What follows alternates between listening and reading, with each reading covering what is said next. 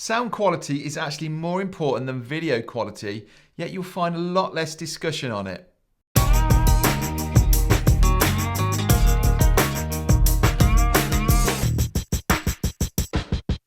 Would you seriously pay $1,000 for a course where the audio sounded this bad? The video, the image hasn't changed. It's all about the audio. So I want to give you a few tips to get you going. First of all, before we even talk about mics and things, eliminate the noise in the room.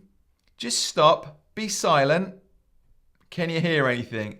Is your computer humming? Are the lights making a noise? Is there a noisy clock ticking? Have you got the washing machine behind you on a spin cycle?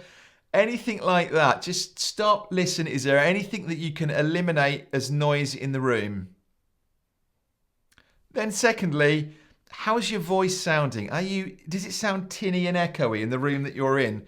I realised this this is a converted garage that we've got, and it was really just a big box, and I realised how bad the noise was in here. I bought some little foam strips and things.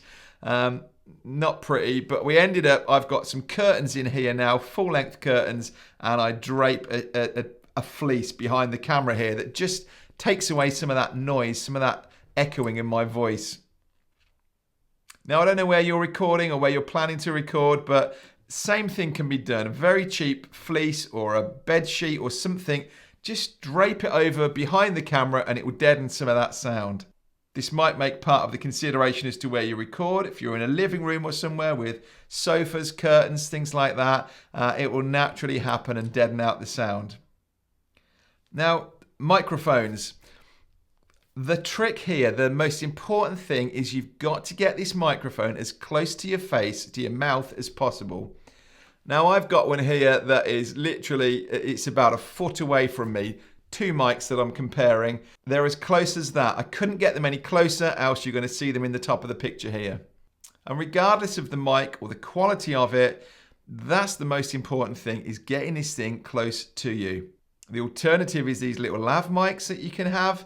That is right under your chin here. They do work very well. They're just, I find them a bit faffy. And if I'm in a studio like this, why do I want to be having wires plugged into me when I can just have it set up there ready to go?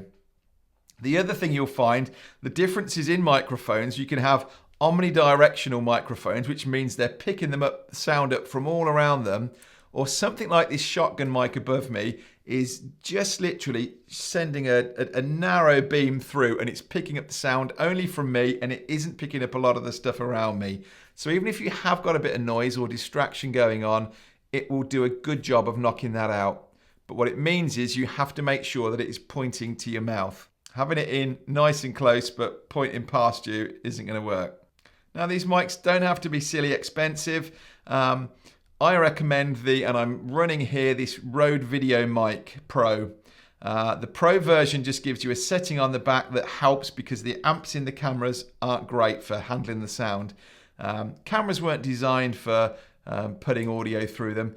But it is, as you can hear now, it does a much better job than when it's recording straight from the camera.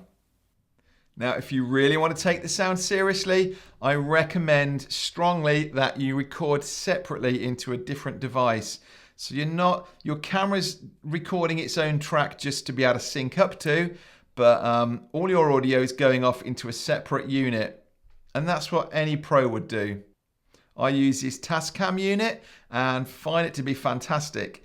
And don't be overwhelmed. Yes, it has the potential to be very technical. I can help you with that if you buy one, and I will show you the settings that you need to put it onto to be able to work with it.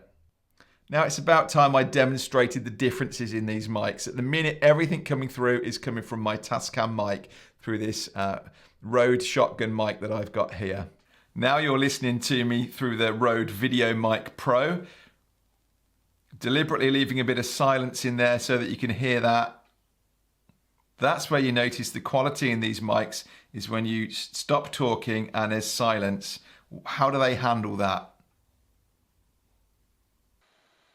Now you're listening to the mic in the camera itself without any of these external microphones. And as you can hear, it's a serious drop in quality. Again, with the video mic, It's a huge improvement, isn't it, on just the camera's mic. And back to the Tascam with the sound recording separately. Listen to that silence. That's what we're after.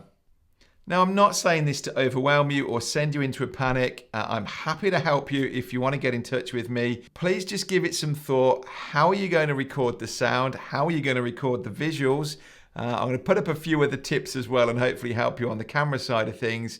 But I really hope this is valuable and useful to at least make you think, yeah, actually, let's have a look at that. Consider it before we get too far down the road.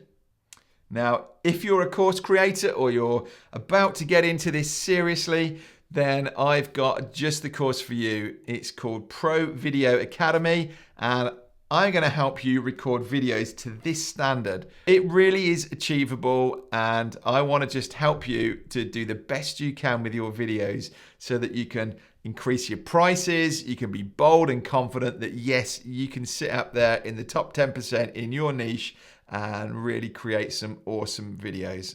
Thanks ever so much. I look forward to you getting in touch with me.